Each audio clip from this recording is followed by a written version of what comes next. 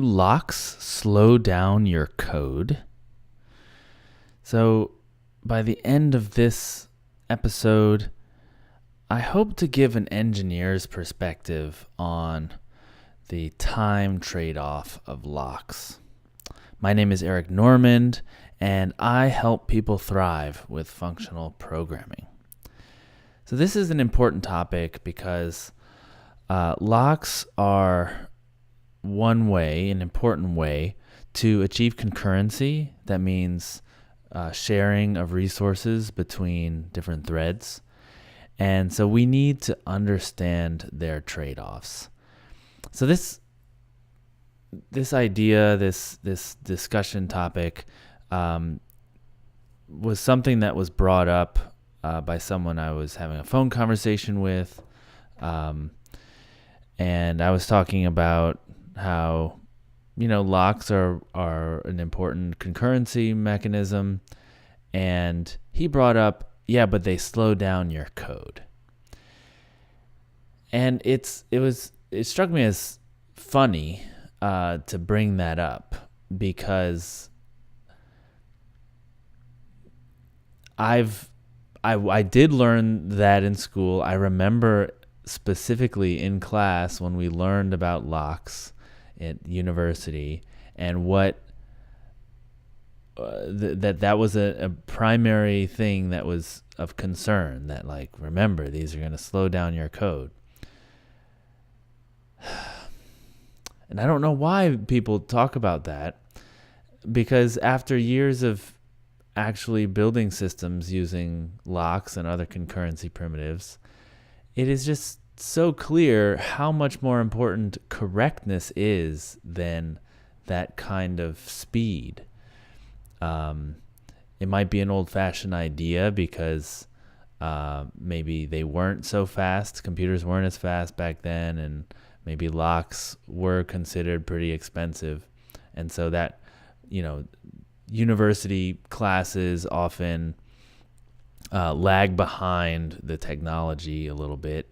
And so the professors are just teaching what they learned in school. And this person is older than I am, so he probably learned it even before, his professors were even older. And so anyway, it's one of those things that I think we have to get over, that there's nothing you want to trade off for correctness. I mean, if your program doesn't do what it's supposed to do, then it doesn't matter how fast it is. It just doesn't make any sense. And so that's why it struck me as funny, and I just wanted to bring that up and reemphasize it. Now, that's not to say that they don't slow down your code. They definitely do. So there's a few things that we have to talk about with that. Locks definitely are slower than letting your threads run without locks. There's no question about that. The problem is, without locks or some other kind of concurrency primitive, you run the risk of what are called race conditions. And I have a whole episode on race conditions. And race conditions generally, in a nutshell, mean your threads are not sharing nicely.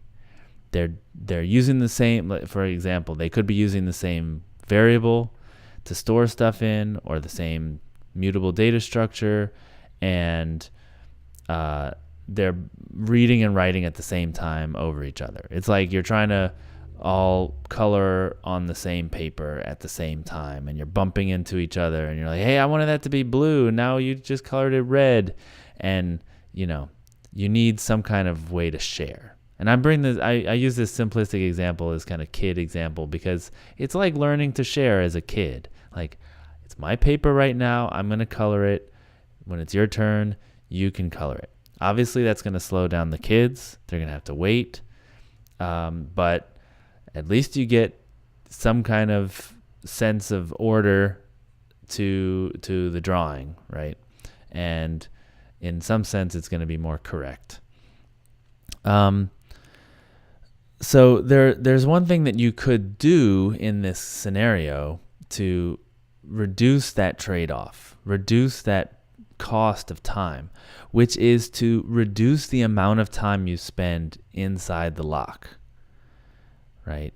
So one thing that we do in Clojure is, because we're dealing with immutable data structures, you can actually calculate the value that you will store in the locked variable ahead of time, right? So this means, normally what you would do if you wanted to like operate on some data structure, let's say it's a mutable data structure, but you want to do it safely, you want to do it correctly with multiple threads. So you would create a lock that all threads have to, they have to acquire the lock before they can modify that data structure. Okay, so one thread is going to have the lock at a time. So you try to get the lock. If it's already locked, you have to block. You're just going to wait. If it's not locked, you get it, and now you can modify the data structure. When you're done modifying it, you release, right? And so you might do 5, 10, 100 operations on that data structure. And the longer you go, doing operations inside that lock, the more other threads are going to have to wait. Okay. So what you want to do is reduce the amount of time that you spend inside that lock.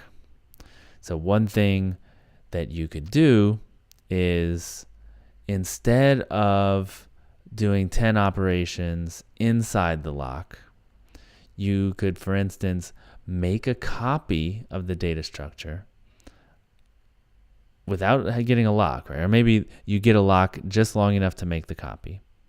Then you operate on that copy. Okay, so it's your copy. You can do whatever you want. You don't need to lock. It's not a shared resource. And then you grab the lock and swap out that data structure for the one that's in there. Because you have the lock, you're allowed to do that. You're allowed to make modifications to it. Now, we do this in Clojure because we have immutable data structures that have built-in copy on write semantics. So we don't even think about the copy, but we are making a copy. And we can also guarantee that nothing else is modifying it while we're reading it, right? Because once you have a pointer to it, you know it's an immutable thing. So we have this built into the language. It's one of the things that makes Clojure really nice. Now here's the thing. When you get that lock, you have to make sure that it hasn't changed since you read it, right? So you made this copy. You had to read the data structure to make the copy. Has the data structure changed in another thread since you read it? So this is what's called compare and swap. You have to, so you make this copy, you modify it, and then when you grab the lock, you have to check, hey, has it changed since I read it last? Has some other thread changed it? If it has, you got to start over. And like, okay, I'll read it again, make a new copy, and make modifications to this new thing. If it hasn't changed, you can just set it right away, right? But what this does is it lets you have a much smaller window of locked code, right? A much smaller mutual exclusion section. It's another word. Mutual exclusion and lock are pretty much the same. But it just makes sure that you are spending much less time in that locked state. Now, there's another trade-off here, which is that you're going to be doing work on your threads. But this is instead of the threads simply blocking and not doing anything. So it's kind of it's kind of a trade-off that doesn't matter. Okay. Except there will be a little bit more heat. Your threads are working, so they are taking up CPU that from potentially other threads working. So there is some trade-off there. I also want to talk about how locks are kind of error prone. There's a lot of possibilities there for, say, forgetting to acquire the lock before operating on this like shared resource. there's stuff like, how do you make sure that you release the lock when you're done? You could forget to do that. If you've got multiple locks, you've got to lock them in the same order in every single thread. It becomes actually a pretty hard challenge, and a lot of bugs in. It's one of the reasons why, even with locks, people think multi-threaded code is very difficult. It's because you've got these challenges now with like reasoning about, if I have this lock, what can I do? I need 2 locks. What order should I get them in? It's actually a pretty hard thing to reason about once you've got a real sizable system. So in Clojure, we don't generally use locks themselves. We use primitives that are often built on top of locks. So the locking has been solved once and for all, and we can think at a higher level. So we have something called an atom. It's probably the most commonly used Clojure concurrency primitive, and it does that compare and swap. It's built on a Java class called, I think the class is called Atomic Compare and Swap, and all it does is stores a single immutable value and gives you an interface for modifying that value with retries if something else has modified it while you were modifying it, right? So it's probably got locks like down. I haven't looked at the Java implementation, but it probably has locks down at the bottom so that you can do this compare and swap, meaning has this value changed, or has this pointer changed since I read it and made a copy? And if it has, I'm going to retry. So it means I'm going to read it again and make a new thing. So all of this is done with like, you don't have to deal with the locks, right? It's a higher level of working. Another common concurrency primitive is the queue. So instead of kind of racing to grab the lock, and then whoever acquires the lock first gets to go first, you could put the work into a queue and have a single thread operating on that shared resource at a time. This is another way of sharing, right? It's taking turns where you line up. And this works a lot better when there's a lot more contention, when you know that, just imagine a crowd of people all trying to use the same. I like to think of it like kids, because kids don't know the rules sometimes, or they break the rules, and so like they're trying to share this toy, right? So a few kids can kind of work through the turn taking, like, well, whoever grabs it first, they get to play with it until they're done, and then they pass it on to the next person, and then that person gets to play with it, and then somehow they manage. But once it gets to like 10, 20 kids, like some kid is going to be like, I haven't played with it in like an hour, and this whole like grabbing it, whoever gets it first isn't going to work anymore. Okay, so now you have to line up, right? You get in line, whoever's at the front of the line, you get to play with it as long as you want. And then when you're done, you want to play with it again, you got to go back at the end of the line, right? So it's it has a fairness to it that that you can ensure that things happen in a certain order, and no one goes without playing with the toy. So this queue it changes the nature of the shared resource. That toy, yes, it's being shared, but only by one thread at a time, right? One thread runs that shared resource. And often the way it's implemented in software is you have one thread that's called like the worker thread, and its tasks get put into the queue that operate on that shared resource in the worker thread. So by putting something into the queue, you're given like a promise or a future that will have the result of your work being done. So the thread can continue doing some other stuff, and then when the worker thread is done, it will put the value into the future, and then the original thread can continue working on it. So really only one thing is accessing that resource at a time. So you could say it's not sharing that resource anymore. It's only one thread using it.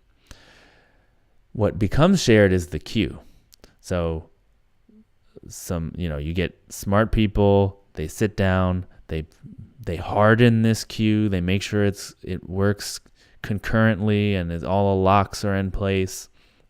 And that queue becomes the shared resource because the threads are going to be adding tasks to that queue.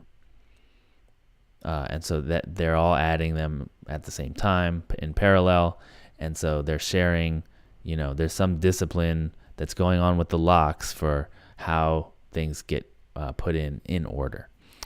Okay, so I just wanted to go over these different ways of getting at a higher level than locks, because locks are just very hard to reason about.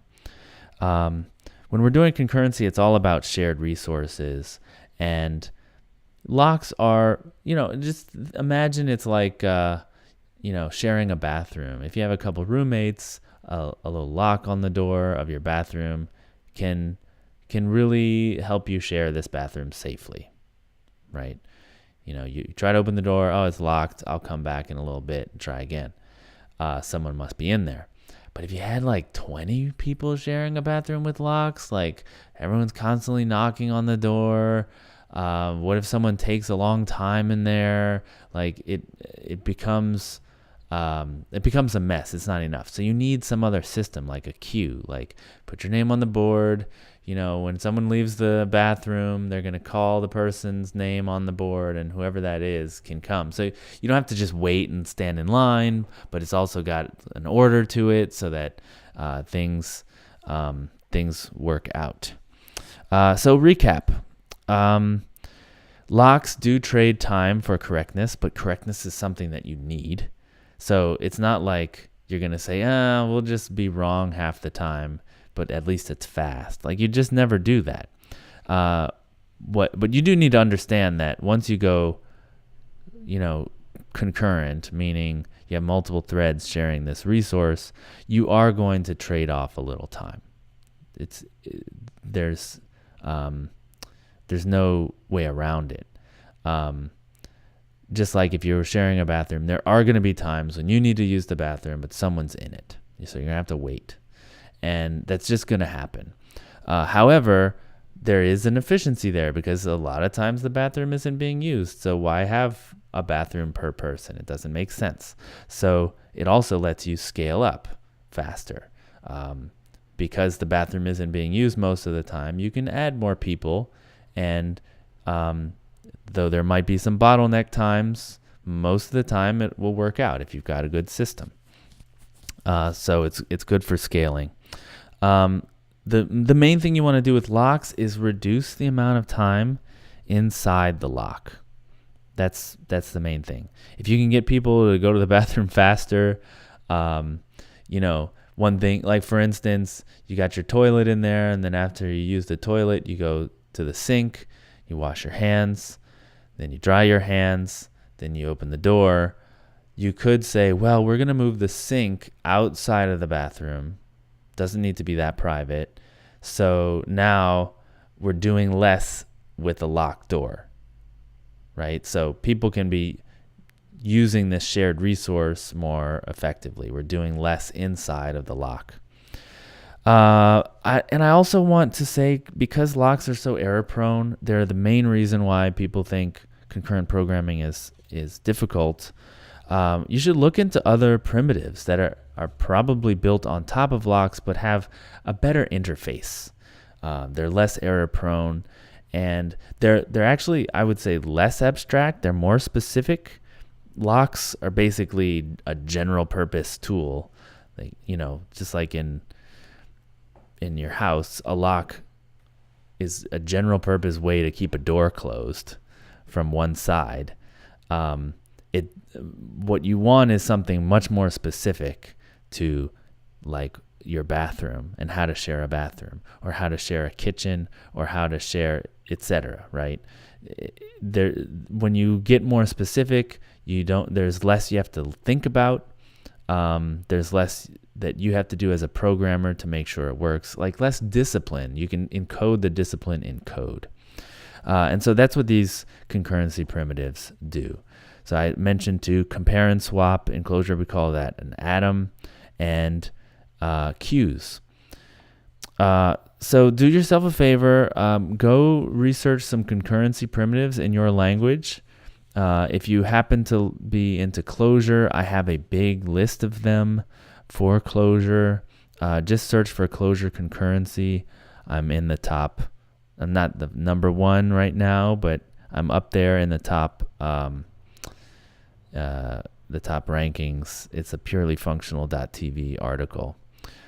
Do me a favor, please. If you found this valuable, you should subscribe because then you'll get the next valuable episode that I'm doing. I also like to get into discussions with people. If you have a question, a comment, disagreement, agreement, I appreciate all of it. I read all of it. Email me at eric@lispcast.com. You can also message me on Twitter, just mention me. I'm at Eric Normand with a D, and I'm also getting into LinkedIn. So find me on LinkedIn, Eric Normand with a D. Awesome. See you next time.